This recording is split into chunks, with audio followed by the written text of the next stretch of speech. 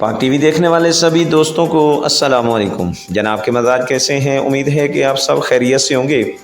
اسی نیک امید کے ساتھ آج کی ویڈیو کا آغاز کرتے ہیں۔ تو جناب آج ہم آپ کو سیر کروانے والے ہیں ضلع لیہ کی تحصیل کروڑ لالیسن کی۔ تو جناب پھر دیر کس بات کی ہے، جلدی سے باندھ لیجیے اپنا سیٹ بیلٹ، تو نکلتے ہیں کروڑ لالیسن کے ایک شاندار سفر پر۔ اس شہر کا پرانا نام دیپال گڑھ ہے۔ اس شہر کا یہ نام یعنی کروڑ لالیسن ایک بزرگ شیخ محمد یوسف کی وجہ سے پڑا۔ کہا جاتا ہے کہ جب دریائے سندھ کا پانی دیپال گڑھ کی طرف بڑھنے لگا تو لوگوں میں خوف و ہراس کی ایک لہر دوڑ گئی اور وہ بھاگے بھاگے اس بزرگ کے پاس آئے تو انہوں نے دریائے سندھ میں کھڑے ہو کر 1 کروڑ مرتبہ سورت مزمل پڑھی، جس سے آپ کا جسم لال ہو گیا۔ کروڑ مرتبہ سورت مزمل کی وجہ سے کروڑ اور سرخ ہو جانے کی وجہ سے لال عیسن، تو گویا کروڑ لالیسن آپ کے مرہون منت ہے۔ دیپال گڑھ میں ایک ہندو راجا کی حکومت تھی جسے 1004 میں محمود غزنوی نے فتح کیا۔ خاندان قریش کے ایک فرد سلطان حسین محمود غزنوی کے ساتھ تھا، جسے محمود نے دیپال گڑھ کا والی بنایا اور ساتھ ایک مسجد تعمیر کروائی اور جگہ کا نام دیپال گڑھ سے کوٹ کروڑ رکھ دیا۔ حضرت بہاؤالدین زکریا ملتانی اسی نسل میں سے ہیں۔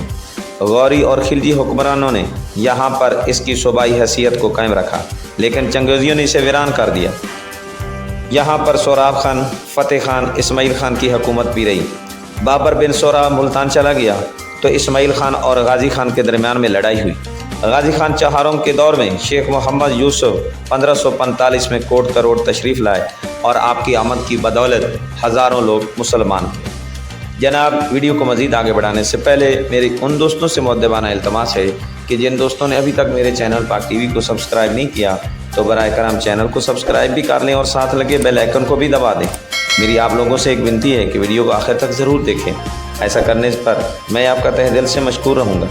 تو جناب بڑھتے ہیں کوٹ لالیسن کے مزید دلچسپ حقائق اور معلومات کی طرف۔ تو جناب کہا جاتا ہے کہ تھال میں پانی گہرائی میں ہوتا ہے، مگر یہاں پر پانی کی سطح قریب ہے، جبکہ کچے کا علاقہ ویسے بھی زراعت کے لیے بہت موزوں ہے۔